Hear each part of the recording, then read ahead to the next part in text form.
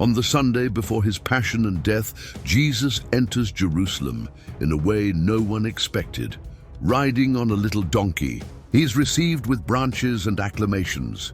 But just a few days later, this same city that applauded him would turn against him. In this video, we will explore the triumphal entry of Jesus into Jerusalem. Have you ever stopped to think about the meaning of this event and why Jesus chose this way to enter the city? Stay with us until the end to understand how this simple gesture, yet full of symbolism, teaches us about humility, kingship, and sacrifice. The Jerusalem of the first century was a bustling religious and political center. Under the rule of the Roman Empire, the city lived in a constant state of tension between the Jews and their foreign rulers. The Romans allowed the practice of the Jewish religion, but exercised strong control over the population, imposing heavy taxes and repressing any sign of rebellion. The Jews eagerly awaited the arrival of the Messiah promised in the scriptures. Many believed he would come as a political liberator who would defeat the Romans and restore the kingdom of Israel. In this scenario, religious leaders such as the Pharisees and Sadducees had great influence over the people, but they also feared losing their influence if a new leadership emerged. The city was also bustling because of the Jewish Passover feast, one of the most important events in the religious calendar. Thousands of pilgrims came to Jerusalem to celebrate the liberation from Egypt, making the environment even more tense and prone to popular demonstrations. It was in this context of messianic hope and political oppression that Jesus entered the city, drawing the attention of both the people and the authorities. It was the beginning of the Jewish Passover week, and the streets of Jerusalem were filled with pilgrims from all over. The crowd buzzed with expectations, and the rumors about Jesus of Nazareth spread quickly. He had already performed countless miracles, preached with authority, and won faithful followers. Now, he was approaching the holy city. Jesus, however, did not enter as an earthly king riding on a war horse. Instead, he chose a little donkey, fulfilling the prophecy of Zechariah, which said, "Behold, your king comes to you, righteous and victorious, humble and riding on a donkey."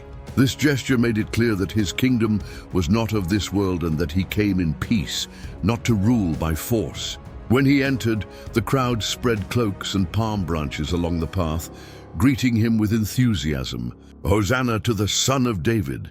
Blessed is he who comes in the name of the Lord." This messianic acclamation revealed that many saw Jesus as the expected deliverer. However, not everyone was pleased. The Pharisees and religious authorities, fearing they would lose control over the people, watched with concern. They said among themselves, "See, you are gaining nothing. Look, the whole world has gone after him." The fear of the Jewish leaders grew, as they saw in Jesus a threat to their power and to the order imposed by the Romans. Soon after his entry, Jesus went to the temple. There, he found merchants and money changers who had turned the sacred place into a marketplace. Indignant, he drove them out, overturned tables, and declared, "My house shall be called a house of prayer, but you have made it a den of thieves." This act was a direct challenge to the religious authorities, who profited from those transactions. In the days that followed, Jesus continued teaching in the temple, confronting the Pharisees and Sadducees with parables and teachings that exposed their hypocrisy. The people listened to him with admiration, but the tension was growing. The religious leaders, determined to eliminate him, began plotting his arrest and death. The triumphal entry of Jesus into Jerusalem was a moment of exaltation and hope, but also of contradiction. He who was received as a king would, just a few days later, face betrayal, judgment, and crucifixion. This leads us to a deep reflection. How many times has humanity, like that crowd, praised Jesus one day and rejected him the next? This event teaches us about the humility of Christ, who, even being the King of the universe, chose to enter the city riding on a donkey instead of a war horse. His kingdom is not based on earthly power, but on love, justice, and total surrender. The story of Jesus' entry invites us to examine our own faithfulness to him. Do we follow him only in moments of joy or also through difficulties?